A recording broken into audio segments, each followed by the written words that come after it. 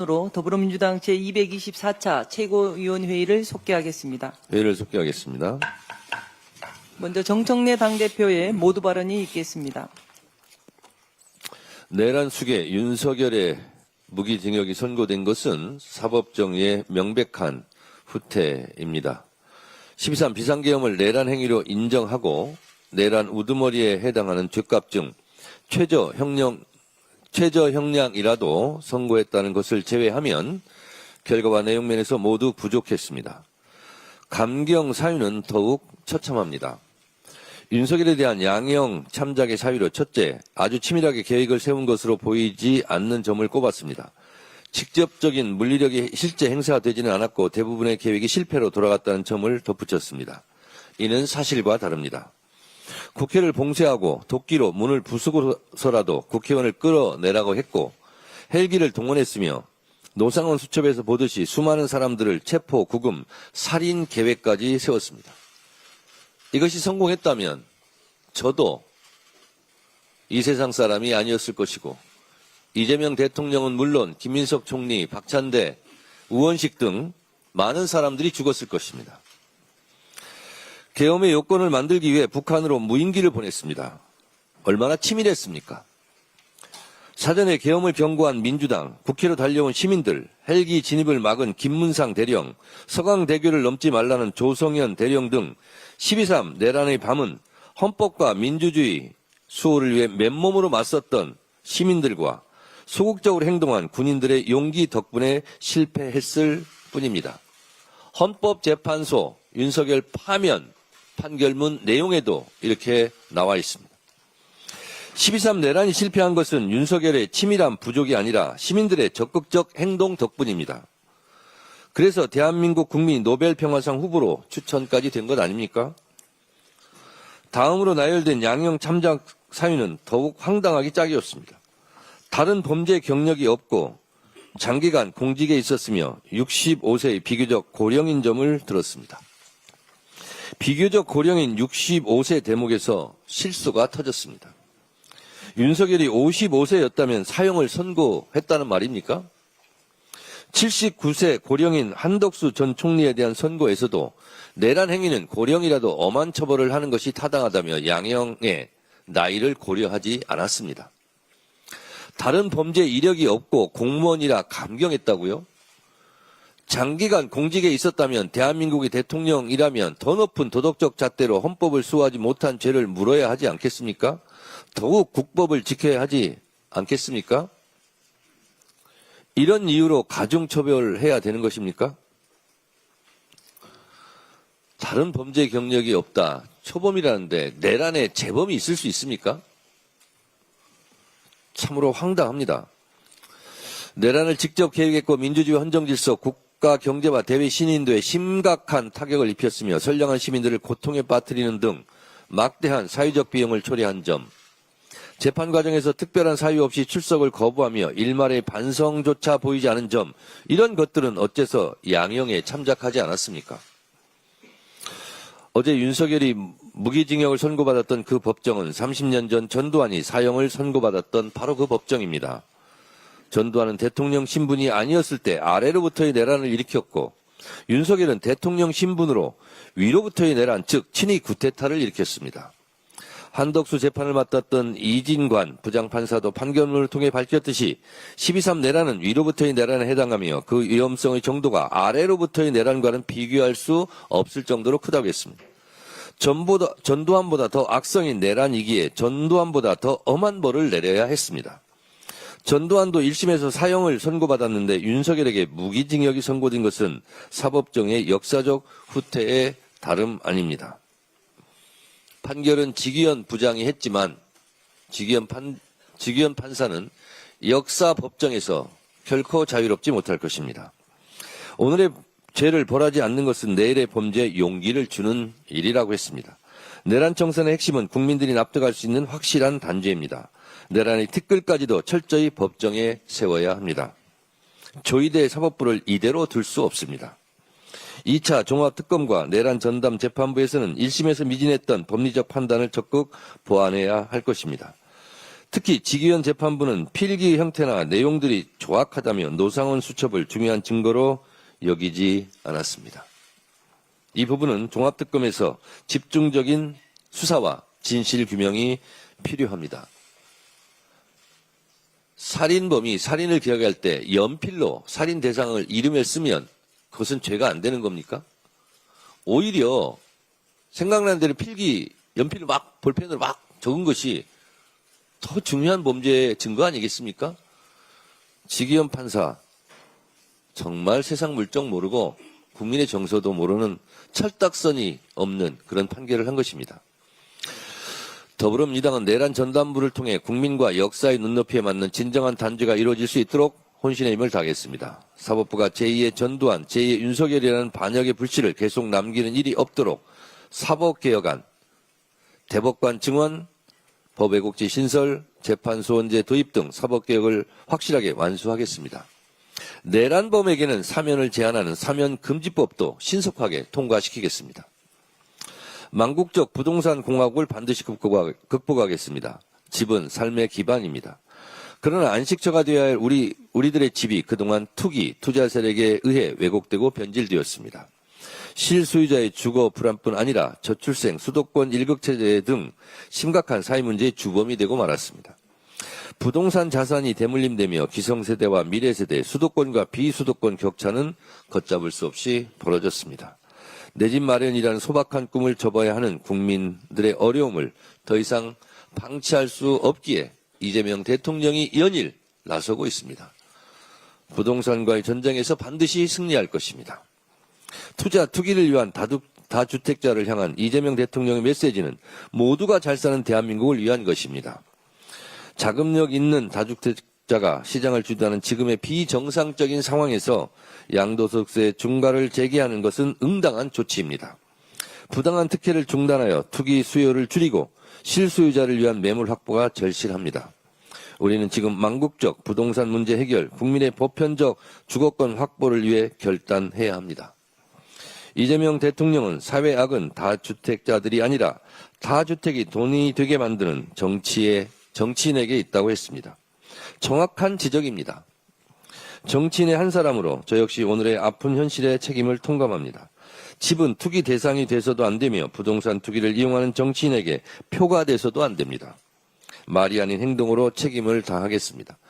부동산 감독원을 신속히 처리하고 충분한 주택 공급으로 서민 주거 안정에 앞장서겠습니다. 이재명 정부의 부동산 정책을 든든히 뒷받침하여 부동산 공화국 극복이라는 과제를 반드시 완수하겠습니다.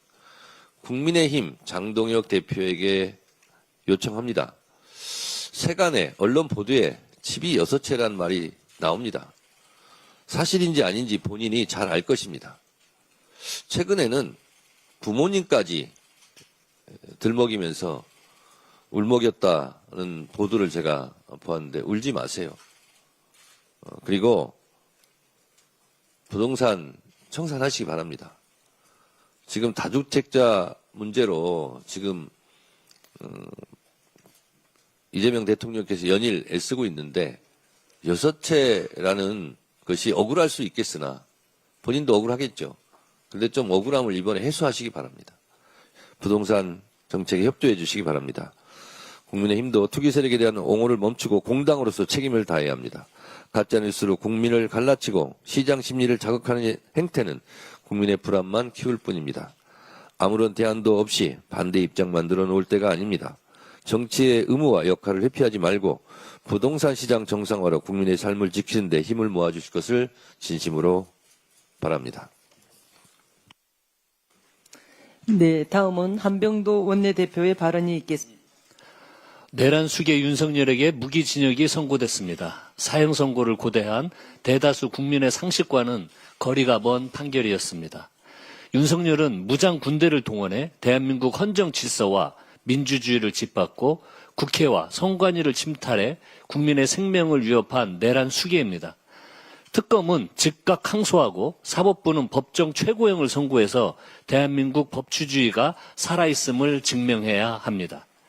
민주당은 대한민국에서 다시는 내란의 비극이 되풀이되지 않도록 제도를 촘촘히 정비하겠습니다. 지난해 1월 저는 내란과 외환, 반란의 죄를 범한 자에 대해서는 사면, 감형, 복권을 제한하는 내용의 사면법 개정안을 대표 발의했습니다. 내란 수계 윤석열이 교도소 담장을 걸어 나올 수 없도록 사면법 개정안을 조속히 처리하겠습니다. 국민의힘도 내란 동조 정당이 아니라면 사면법 개정에 동참해 주시기를 바랍니다. 설날에도 SNS에 말폭탄을 쏟아내던 장동혁 대표가 윤석열 무기징역 선고에는 입을 굳게 닫았습니다. 사법부가 국가적 비상사태를 촉발한 내란 수계에 대해 판결을 내놨는데 어떻게 제1당의 야당 대표가 공식 입장을 한 줄 내놓지 않을 수 있습니까? 정녕 장동혁 대표가 국민 전체를 대변하는 공당의 대표가 맞는지 묻지 않을 수 없습니다. 정말 비겁합니다. 장동혁 대표가 여전히 국어 유튜버들의 눈치를 보고 있는 것이 아닌지 의심됩니다. 어제 전한길 씨는 이 재판을 받아들일 수 없다라고 밝혔는데 장동혁 대표의 입장은 무엇입니까? 윤어게인입니까? 윤석열과의 절연입니까? 장동혁 대표가 눈치 봐야 할 대상은 한 줌도 되지 않는 윤어게인 세력이 아니라 빚의 혁명으로 대한민국을 지킨 위대한 국민이라는 사실을 직시하기 바랍니다. 윤석열에 대한 나머지 재판도 신속하게 진행돼야 합니다. 내란뿐만이 아니라 평양 무인기 의혹, 순직 해병 수사 외압 의혹 등 국가 안보를 혼란에 몰아넣은 죄 또한 가볍지 않습니다. 무엇보다 법원은 윤석열의 공직선거법과 정치자금법 위반 혐의에 대해 조속한 판결을 내놔야 합니다. 제20대 대선 당시 허위사실 공표로 유권자를 우롱하고 여론조사 결과를 무상으로 제공받고 공천권을 대가로 준 행위는 엄히 처벌받아야 마땅합니다. 만약 해당 혐의에 대해 벌금 100만 원 이상의 형이 확정된다면 국민의힘은 보전받은 선거비용 전액을 반환해야 할 것입니다. 금명간 국민의힘이 당명을 변경한다는데 간판을 갈아 끼더라도 내란 수계 윤석열 축천당이라는 사실은 변하지 않습니다. 국민의힘은 지난 몇 년간 이재명 대통령의 선거법 사건을 겨냥해 선거비용 보전액 반환을 운운하며 겁박해 왔습니다.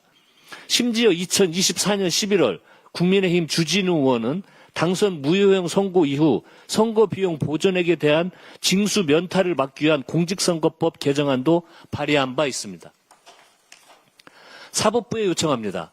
윤석열의 정치관계법 위반 혐의 재판을 신속하게 진행해 주시기 바랍니다. 국민의힘에도 경고합니다. 꼼수로 선거비용 보전액 징수를 회피할 생각은 꿈도 꾸지 마십시오. 만약 윤석열에게 당선 무효형 이상의 형이 확정된다면 민주당은 국민의힘이 반환해야 할 혈세 397억 원을 신속하게 국고로 돌려놓겠습니다. 장동혁 국민의힘 대표의 막말 행진의 끝이 보이지 않습니다. 노모까지 끌어들인 허위 주장에 대한 사과는 끝내 없었습니다. 어제는 이재명 대통령을 향해 트럼프 만나는 게 껄끄러우면 SNS라도 관세 협상 잘해달라며 비아냥대기까지 했습니다. 이재명 대통령과의 회동을 일방적으로 취소한 것도 대미투자 특위를 파행시킨 것도 국민의 힘입니다. 적반하장도 이 정도면 병 아닙니까? 심지어 이재명 대통령 질문에 답하느라 과로사할 뻔했다라는 망언도 쏟아냈습니다. 과로사는 우리나라 노동 현장의 구조적 창극이자 퇴출시켜야 할 산업재해입니다. 장동혁 대표의 노동 인식 또한 한심할 따름입니다. 사사건건 이재명 정부의 발목을 잡는다고 등 돌린 민심이 돌아오지 않습니다. 이제라도 국민 앞에 섰고 대제하고 이재명 정부의 대한민국 대전환에 협조하시기를 바랍니다. 이상입니다. 이어서 이현주 최고위원의 발언이 있겠습니다.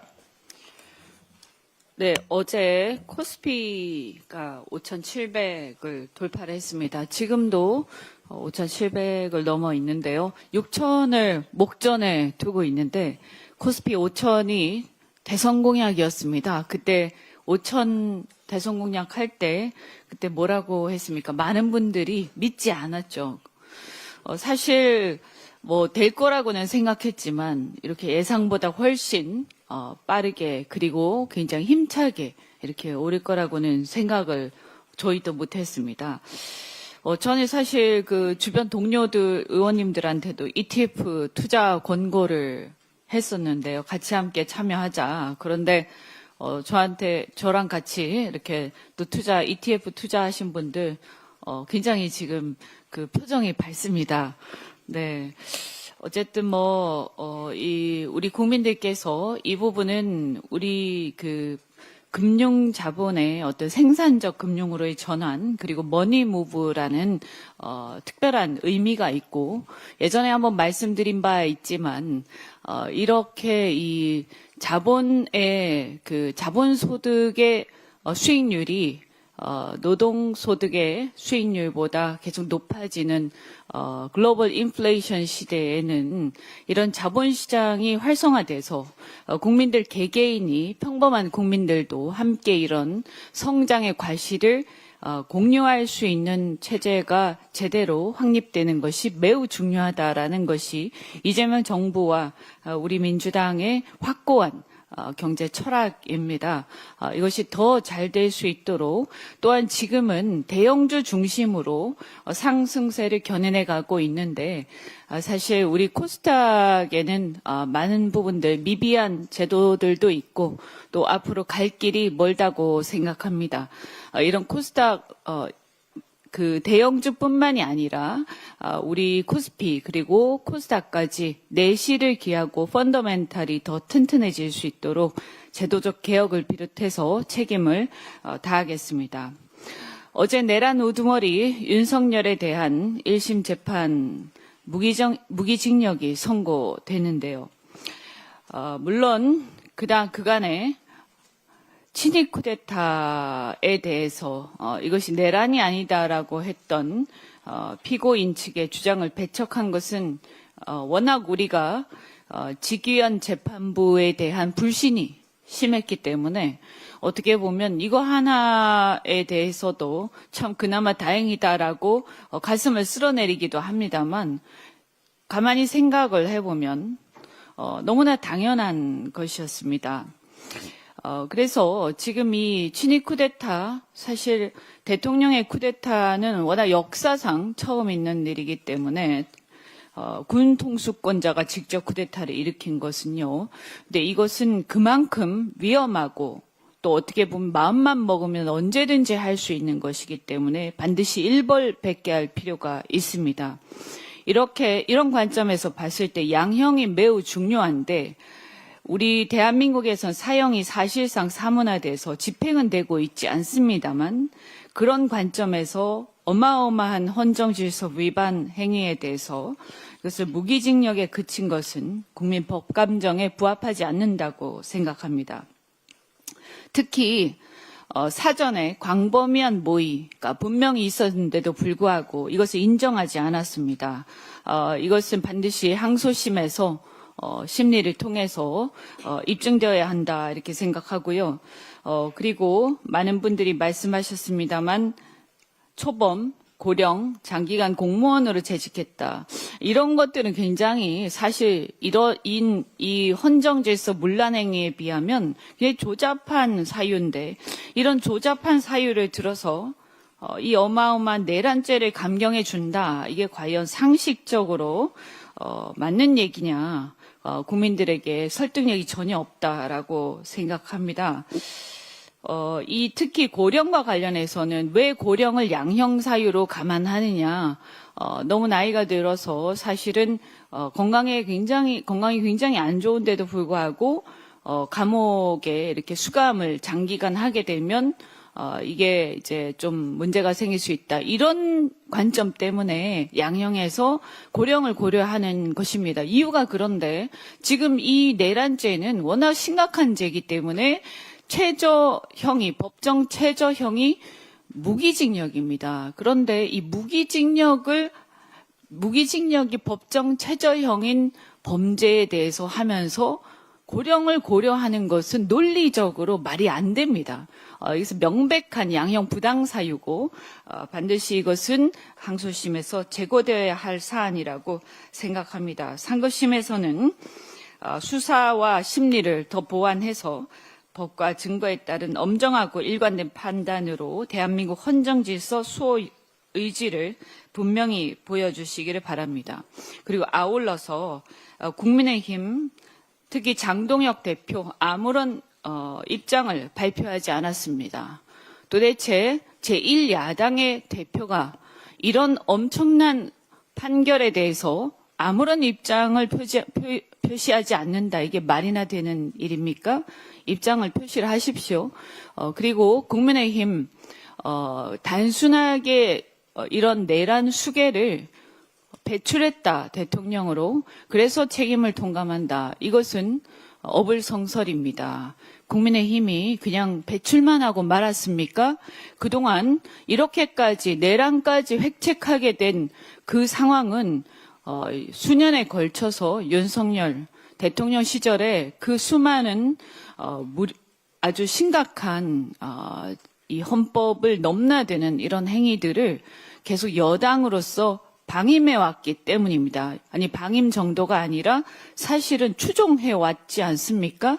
그러면 그때 추종하고 방임한 모든 사람들은 이 문제에 대해서 함께 책임을 져야 되는 것이지 어찌해서 무슨 그냥 배출했기 때문에 책임을 통감한다.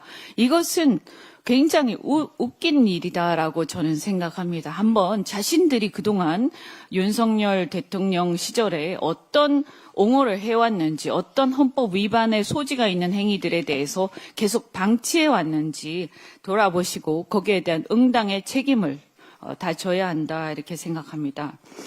한편 한 가지만 말씀드리면 지금 이런 상황에서 대미투자특별법 우리 국익에 굉장히 심대한 영향을 미칠 수 있는 법이 국민의힘에 의해서 우리가 특위 합의를 했는데도 불구하고 지난주에 파행을 했죠. 이렇게 윤석열 내란이 유죄가 되고 무기징역까지 판결이 나왔는데도 반성하지 않는다라는 그 증거가 뭐냐면 이렇게 국익에 굉장히 중요한 법을 갖다가 협조하지 않고 있다라는 겁니다. 이거 어떻게 할 겁니까?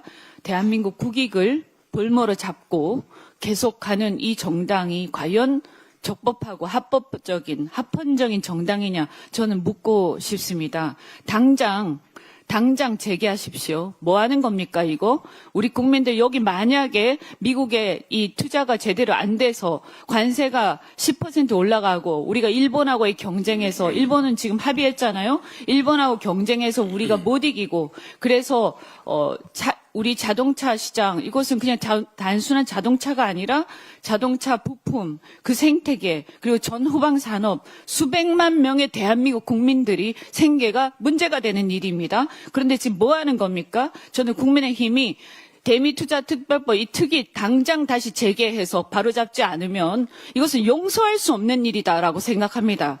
반드시 책임을 지십시오. 무슨 선거 준비는 왜 하는 겁니까? 선거 준비할 자격도 안 된다라고 생각합니다. 대미투자특별법은 당장 특위를 다시 열어서 이것을 빨리 통과를 하는데 협조를 해 주셔야 한다. 다시 한번 경고합니다.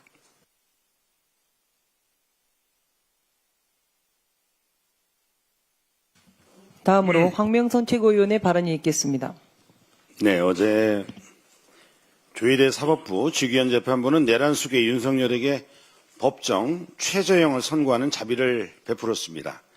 이는 민주주의를 지켜낸 국민에 대한 모독이며 헌정질서 위에 군림하겠다라는 조희대 사법부의 노골적인 선언입니다. 내란 초범이라는 기괴한 논리를 만들어 내란 범죄의 문턱을 낮추고 실패한 내란은 감형된다는 위험한 선례까지 남겼습니다. 이 판결은 대한민국 사법부의 치욕으로 역사에 기록될 것입니다. 조희대 사법부는 이미 이재명 대통령이 대선 출마를 막기 위해 재판을 정치에 이용하며 사법 독재의 실체를 드러냈습니다. 이제는 내란 수괴에게 관대한 판결로 스스로 헌정소의 식물을 저버렸습니다. 사법부를 이대로 둘 수 없습니다. 왜곡된 권력은 반드시 바로 잡아야 합니다. 민주당은 법 왜곡죄 신설, 대법원 증원, 대법관 증원, 재판소원 도입 등 사법개혁을 2월 국회에서 반드시 완수하겠습니다. 사법의 이름으로 민주주의를 훼손하는 그 어떤 시도도 이번에 끝내겠습니다. 충남 대전 통합을 가로막는 국민의힘은 충청의 미래를 파기한 역사의 죄인이 될 것입니다. 충남 대전 통합이 국민의힘의 선택적 반대로 무산될 위기에 처했습니다. 광주 전남은 찬성했고 또한 대구 경북도 찬성했습니다. 그런데 말입니다. 국민의힘은 유독 충남 대전만 반대하고 막아서고 있습니다. 세 가지 통합법안은 봉안명, 법조문, 특례와 혜택도 크게 다르지 않는 새쌍두기 법안입니다. 방향과 취지도 유사한 새 법안을 두고 재정이나 분권을 이유로 반대하는 것은 거짓 명분이고 거짓 선동일 뿐입니다. 국민의힘이 시작해 의회 의결 절차까지 마친 충남 대전 통합을 이제 와서 결사적으로 반대하는 이유가 뭡니까? 명분 없는 정치적 방해이며 충남 대전을 희생시키겠다라는 노골적인 정치적 도민과 시민에 대한 배신입니다. 이 통합이 무산되면 우리 충남 대전, 대전 충남은 미래를 잃게 됩니다. 4년간 20조 원의 국가 재정 지원, 그리고 공공기관 우선 기회, 국가 전략기관과 미래산업 유치기반이 사라집니다. 충남 대전이 대한민국 중심으로 도약할 역사적 기회마저 통째로 사라지게 됩니다. 이것은 단순한 법안 하나의 부결이 아니라 충남 대전의 미래를 무너뜨리는 도민과 시민에 대한 배신입니다.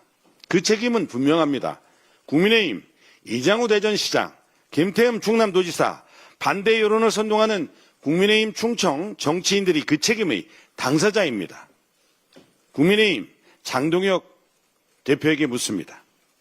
찬성입니까? 반대입니까?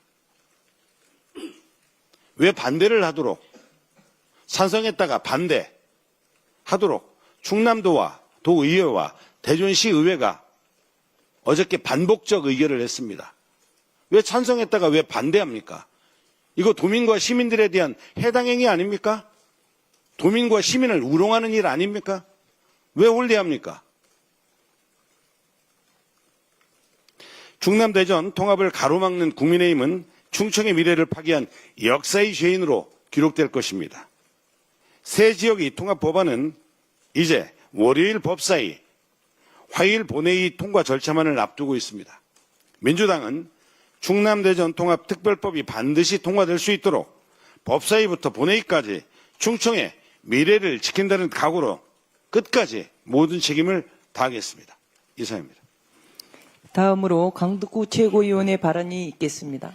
내란을 막아낸 대한민국 국민에게 노벨 평화상 추천이 있었다는 소식이 알려졌던 어제 내란 속의 윤석열은 법정 최고형 사형이 아닌 법정 최저형 무기징역을 선고받았습니다. 내란은 헌법 질서를 파기한 최고 수준의 국가 범죄입니다. 내란의 대가는 분명하고 그리고 권력은 결코 헌법 위에 설 수 없다는 교훈을 더 강하게 남겼어야 했습니다. 관용이란 있을 수 없습니다. 그래야 제2의, 제3의 전두환과 윤석열이 나오지 않습니다. 특검은 즉시 항소해야 합니다. 2심에서는 반드시 사형이 선고되어야 합니다. 그것이 상식이고 그것이 정의입니다. 윤석열 무기징역 선고에도 불구하고 국민의힘은 공식 입장을 내놓지 않고 있습니다. 장동혁 대표는 지난 18일 절연보다는 중요한 것은 전환이라고 얘기했습니다. 국민의힘은 태도 전환, 이슈 전환이 필요하다고 말했습니다. 윤석열과의 절연 대신 당명 개정으로 그리고 국민을 상대로 어떻게 보면 대사기극을 벌이겠다는 뜻으로 들립니다. 국민은 간판을 바꾼다고 해서 결코 속지 않습니다. 당명이 아니라 역사적 심판에 대한 분명한 입장을 장동혁 대표는 밝히십시오. 윤석열 무기징역 선고에는 침묵하는 장동혁 대표가 설 연휴 기간에 느닷없이 95세 노모를 언급했습니다. 장동혁 대표가 노모가 살고 있다면서 공개한 농가의 사진이 4년 전 자신의 홍보 영상을 캡처한 장면으로 확인됐습니다. 그러나 장동혁 대표의 말과는 다른 얘기가 또 나오고 있습니다. 노무는 그 농가가 아니라 다른 곳에 거주하고 있다는 것입니다. 해당 농가에 노무가 거주하는 것인지 아닌지 그 자체가 문제의 본질은 아닙니다. 문제는 장동혁 대표의 거짓말과 연출입니다. 그 농가에는 장동혁 대표의 또 다른 거짓과 의혹이 숨어 있습니다. 토지 등기부 등본을 확인하면 해당 농가 토지에는 작년 12월까지 장동혁 대표 배우자 앞으로 근저당권이 설정되어 있습니다.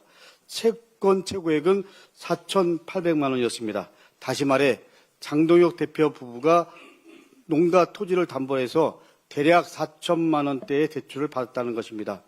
문제는 장동혁 대표의 공직자 재산신고 내역에서는 이런 채무 사실이 확인되지 않았다는 점입니다. 재산신고 고의 누락은 범죄입니다.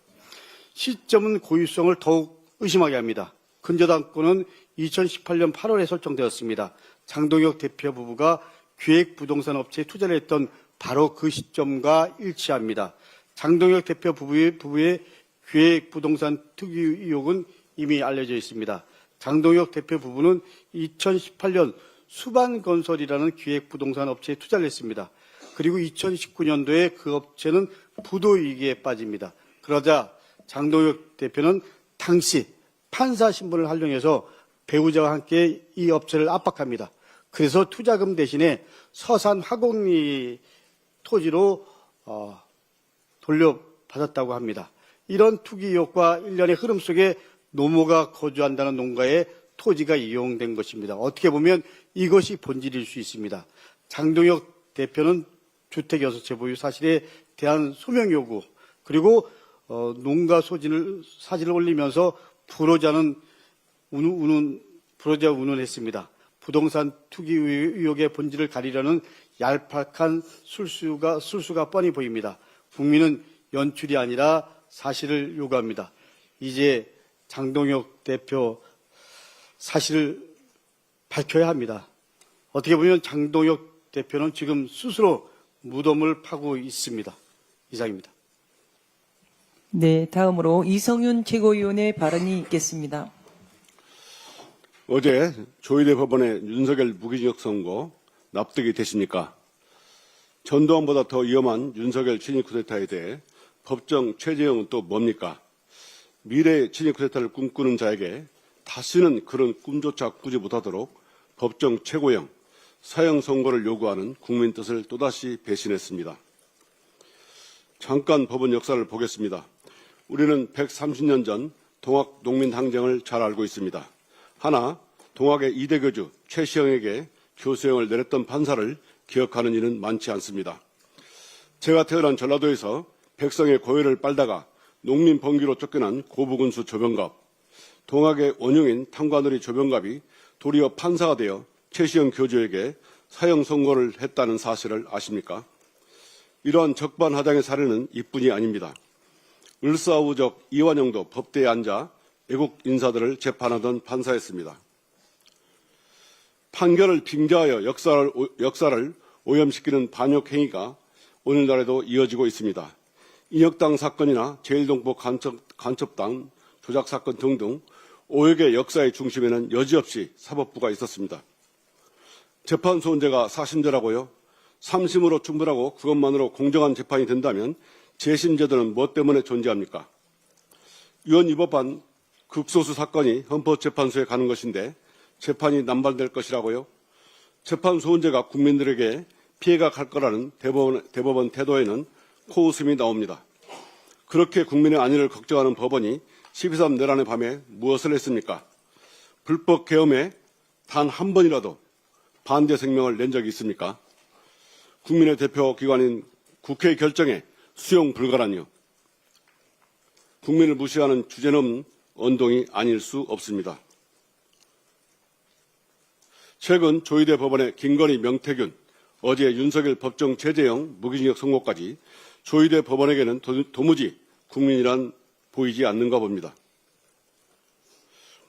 조희대 법원 카르텔이 벌인 최근의 판결 시리즈를 보면서 저는 검사 시절 윤석열 검찰 카르텔에 맞섰던 그때의 심정으로 되돌아가 전의를 다져봅니다. 김건희에 대한 1년 8개월짜리 솜방망이 처벌과 김건희 주변 인물들에 대한 잇따른 무죄 판결 등을 보면서 피가 거꾸로 솟는 분노를 금할 수 없습니다. 상황이 이러함에도 판검사에게 적용되는 법 왜곡죄가 있으면 안 되는 겁니까? 국민은 안중에도 없고 성역화된 조이대 카르텔 법원은 더 이상 그대로 두고 볼 수 없는 한계에 왔습니다. 내란 우두머리 윤석열이 임명한 조이대는 사퇴해야 마땅합니다. 지난주부터 시민단체를 중심으로 조이대 대법원장 탄핵이 추진되고 있습니다. 이미 민주당 의원들도 다수가 참여했습니다. 국민들은 김건희, 명태균 등에 대한 잇따른 무죄 판결을 보면서 조이대 법원의 계획된 면죄부가 아닌지 의심하고 있습니다. 12.3 내란 관련 의혹 역시 특검의 수사 대상입니다. 이제 우리 민주당도 도도한 역사의 흐름을 더 이상 외면할 수 없다고 생각합니다. 이승만 정권이 반민특위를 짓밟은 이후로 우리는 역사 발해서기를 한 번도 제대로 해내지 못했습니다. 이제 더 두려워할 것도 망설일 것도 없습니다. 더 늦기 전에 법원 개혁을 서둘러야 합니다. 그리고 국민에 맞서고 있는 조이대 법원 수뇌부의 반민주적 집단 이기주의를 청산해야 합니다. 국민이 국회에 주신 합법적인 권한으로 조이대 법원의 또아리를 튼 반역의 암세포를 도려내야 합니다. 저부터 앞장서겠습니다. 우리 당도 조이대 탄핵을 공론회장에서 토론하고 즉각 탄핵 절차에 착수해 주실 것을 강력 촉구합니다. 네, 다음으로 문정복 최고위원의 발언이 있겠습니다. 대통령의 교복값 60만 원 지적과 교육부의 발빠른 대처를 환영합니다. 곧 입학 시즌이 시작됩니다. 이재명 대통령이 수석보좌관 회의에서 교복값의 적정성을 점검하고 필요하면 대책을 세우라고 주문한 것은 서민 가게에 직접 부담이 되는 등골 브레이커 문제를 더는 방치하지 않겠다는 분명한 메시지였습니다.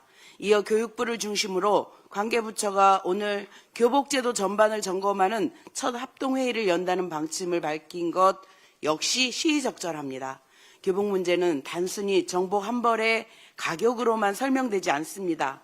학교마다 디자인이 달라 제작 단가가 오르는 구조, 수입 소재 원단과 복잡한 유통 구조, 그리고 정복 외에 체육복, 생활복 등 사실상 추가 구매가 따라붙는 현실이 결합되어 학부모가 체감하는 총 부담이 커지고 있습니다.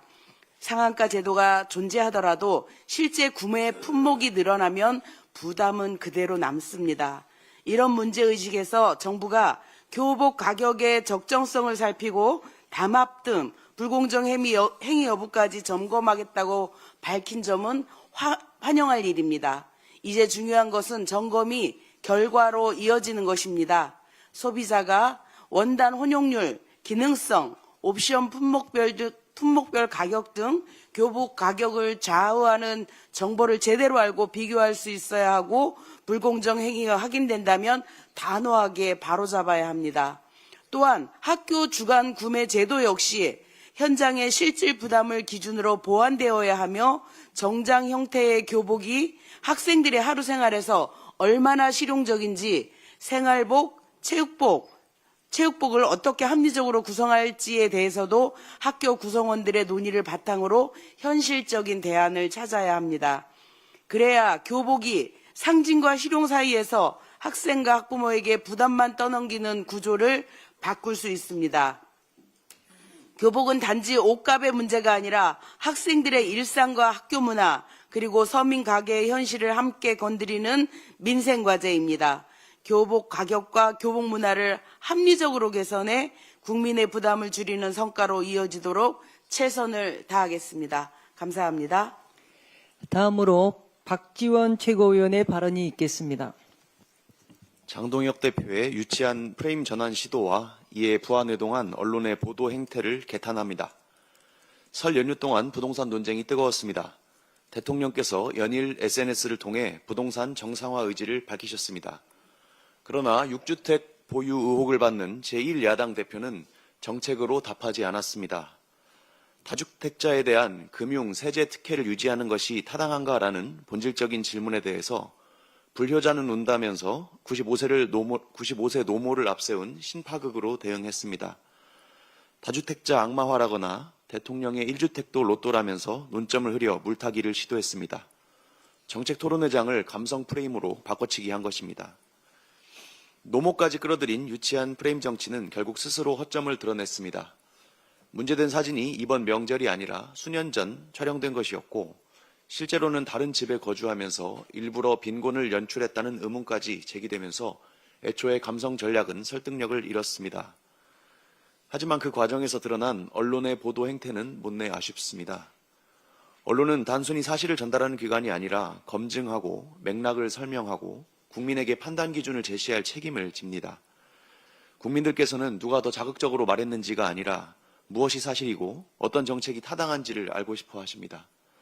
그런데 연휴 기간 대다수 보도는 SNS 공방을 병치해서 중계하고 발언을 옮겨 적는 받아쓰기에 머물렀습니다. 정쟁은 확대됐지만 검증은 보이지 않았습니다. 사실을 확인해야 할 대상은 뻔히 보였습니다. 문제된 사진이 언제 촬영된 것이고 해당 주택에 실거주하는 것이 맞는지, 그 주택이 다주택 중과 체계와 어떤 관련이 있으며 장동혁 대표가 보유한 나머지 주택들은 취득하고 보유한 경위가 무엇이었는지 이런 것들은 공적인 자료와 취재를 통해서 충분히 확인 가능한 영역이었습니다.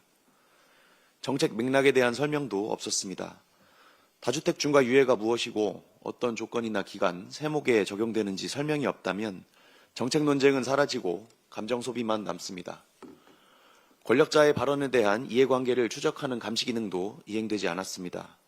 공직자의 재산과 부동산에 대한 책임의 기준, 그리고 정책 논쟁을 회피하기 위해서 가족까지 방패로 삼는 정치인의 윤리 문제 등을 짚었다면 언론의 위상도 돋보였을 것입니다.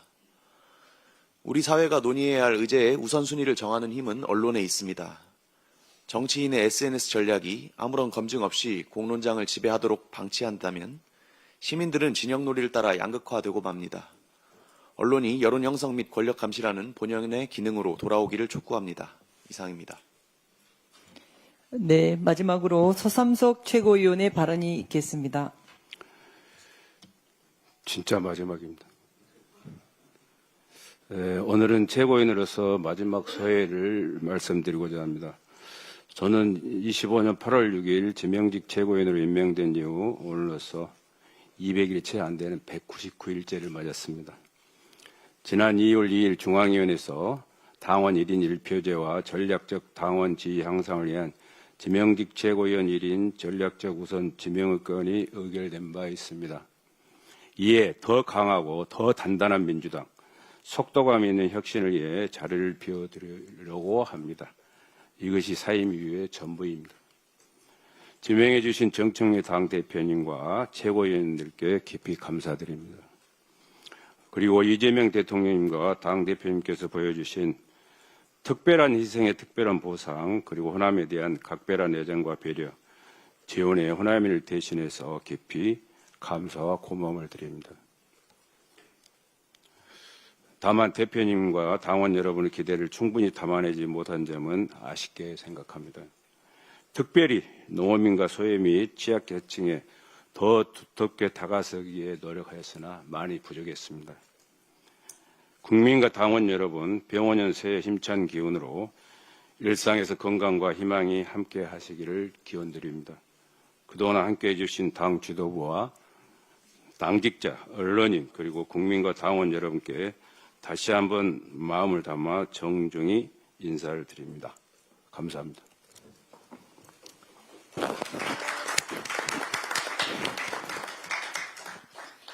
이상 발언을 모두 마치고 당대표께서 회의를 정회하시겠습니다. 회의를 마치려고 하는 순간 장동혁 대표의 어제 판결에 대한 입장이 나와서 속보로 떠서 한 말씀 드립니다. 속보 제목, 기사 제목을 한번 읽어봅니다. 장동혁, 아직 1심 판결, 무죄 추정 원칙 누구에게나 적용돼야. 장동혁, 윤, 1심 내란으로 규정할 근거 제시 못해. 장동혁, 행정 마비시킨 민주당, 내란과 크게 다르지 않아. 이게 속보 기사 제목입니다. 기절 초풍할 일입니다.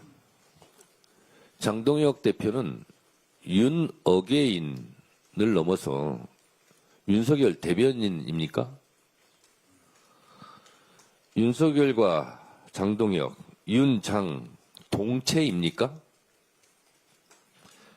역사 인식의 부재, 민주주의에 대한 몰이해, 민심에 대한 배신, 헌법 정신의 훼손을 서슴지 않는 이런 발언을 규탄합니다. 최소한의 염치도 없고 일반 상식조차 없는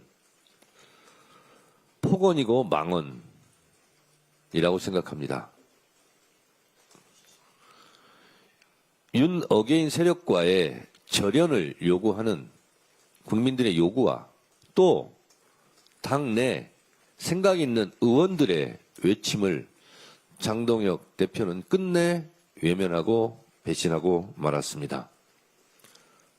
장동혁 대표가 이끄는 국민의힘, 윤석열 내란 세력들과 함께 국민들의 심판을 피할 길이 없어 보입니다.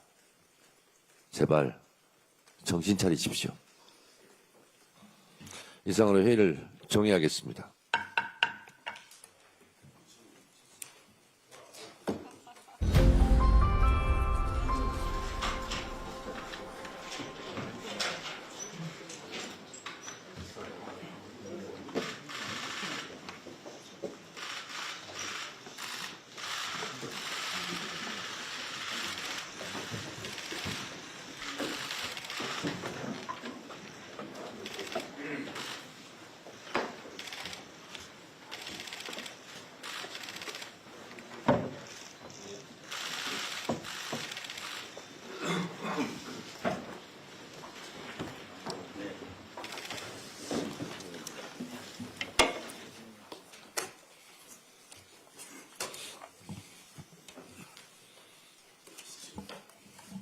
네.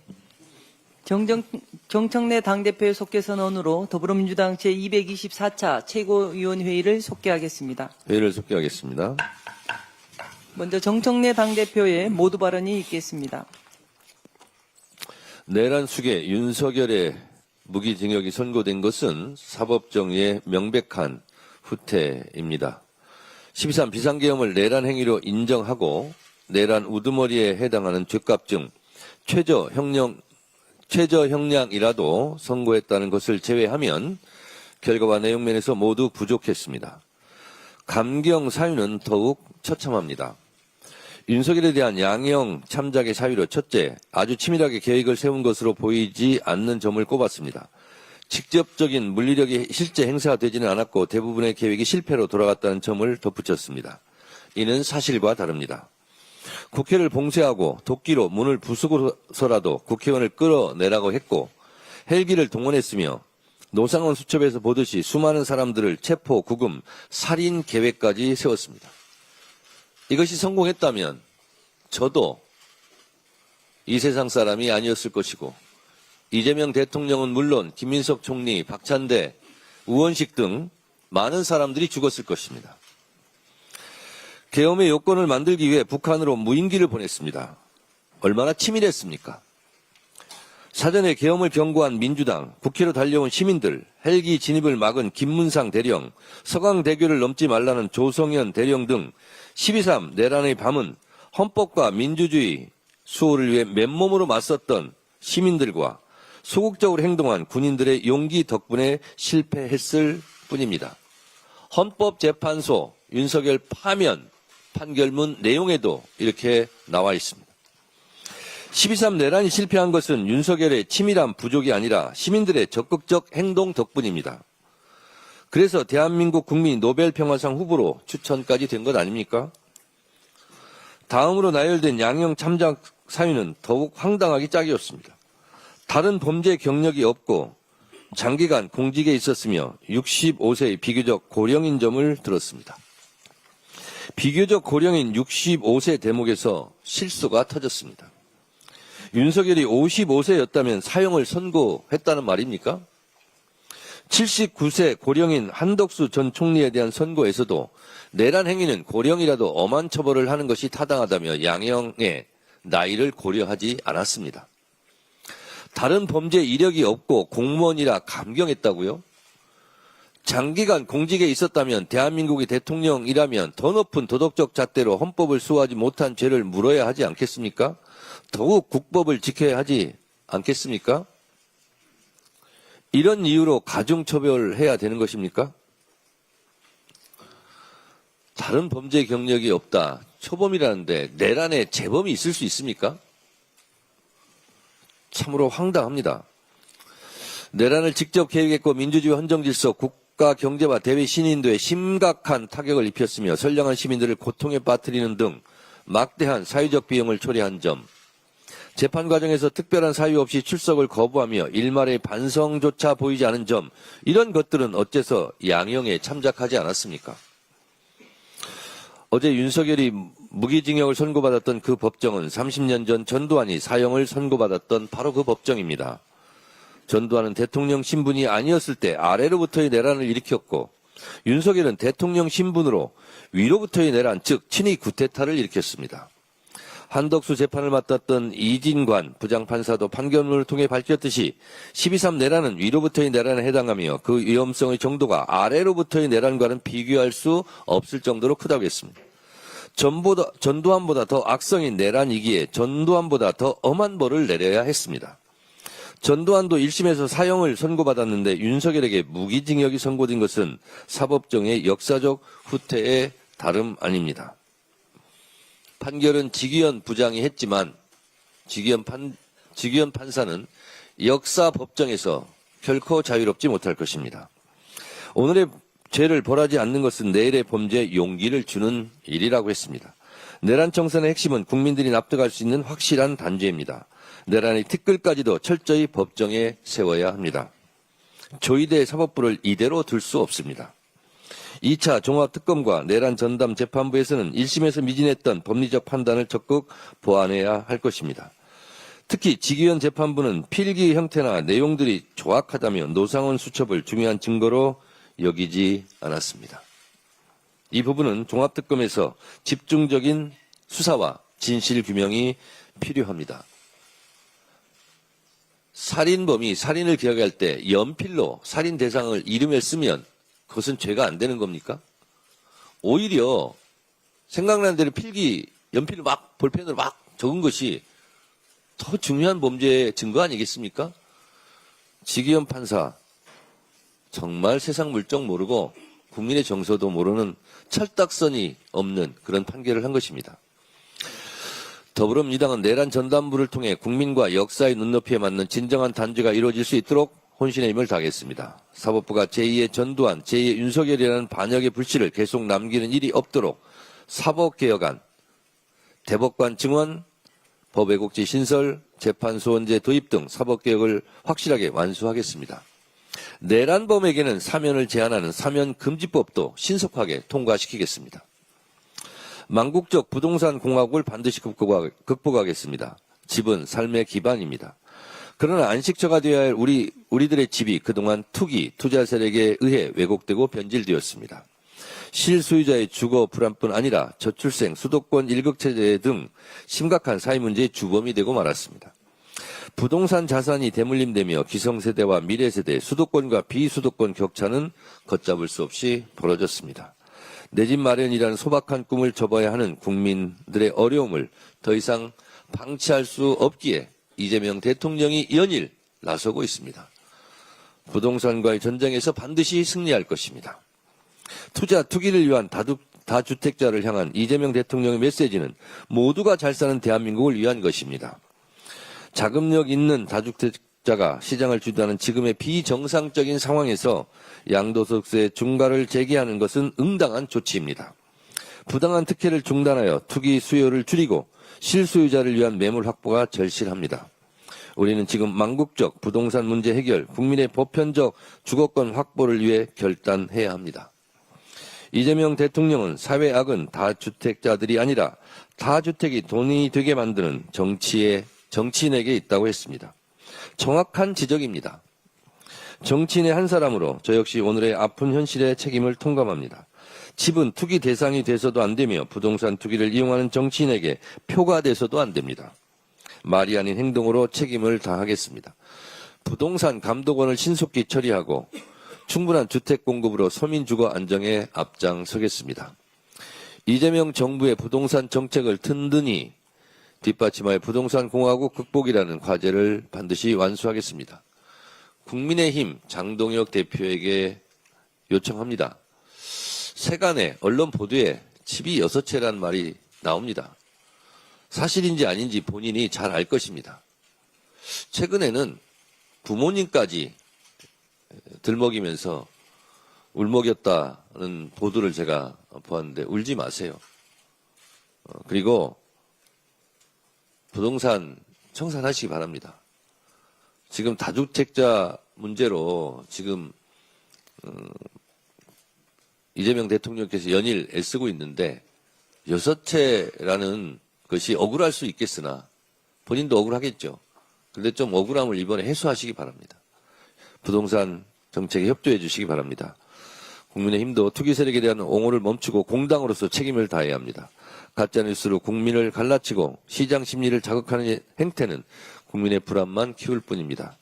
아무런 대안도 없이 반대 입장만 늘어놓을 때가 아닙니다. 정치의 의무와 역할을 회피하지 말고 부동산 시장 정상화로 국민의 삶을 지키는 데 힘을 모아주실 것을 진심으로 바랍니다. 네, 다음은 한병도 원내대표의 발언이 있겠습니다. 내란 수계 윤석열에게 무기징역이 선고됐습니다. 사형 선고를 고대한 대다수 국민의 상식과는 거리가 먼 판결이었습니다. 윤석열은 무장 군대를 동원해 대한민국 헌정 질서와 민주주의를 짓밟고 국회와 선관위를 침탈해 국민의 생명을 위협한 내란 수계입니다. 특검은 즉각 항소하고 사법부는 법정 최고형을 선고해서 대한민국 법치주의가 살아있음을 증명해야 합니다. 민주당은 대한민국에서 다시는 내란의 비극이 되풀이되지 않도록 제도를 촘촘히 정비하겠습니다. 지난해 1월 저는 내란과 외환, 반란의 죄를 범한 자에 대해서는 사면, 감형, 복권을 제한하는 내용의 사면법 개정안을 대표 발의했습니다. 내란 수계 윤석열이 교도소 담장을 걸어 나올 수 없도록 사면법 개정안을 조속히 처리하겠습니다. 국민의힘도 내란 동조 정당이 아니라면 사면법 개정에 동참해 주시기를 바랍니다. 설날에도 SNS에 말폭탄을 쏟아내던 장동혁 대표가 윤석열 무기징역 선고에는 입을 굳게 닫았습니다. 사법부가 국가적 비상사태를 촉발한 내란 수계에 대해 판결을 내놨는데 어떻게 제1당의 야당 대표가 공식 입장을 한 줄 내놓지 않을 수 있습니까? 정녕 장동혁 대표가 국민 전체를 대변하는 공당의 대표가 맞는지 묻지 않을 수 없습니다. 정말 비겁합니다. 장동혁 대표가 여전히 국어 유튜버들의 눈치를 보고 있는 것이 아닌지 의심됩니다. 어제 전한길 씨는 이 재판을 받아들일 수 없다라고 밝혔는데 장동혁 대표의 입장은 무엇입니까? 윤 어게인입니까? 윤석열과의 절연입니까?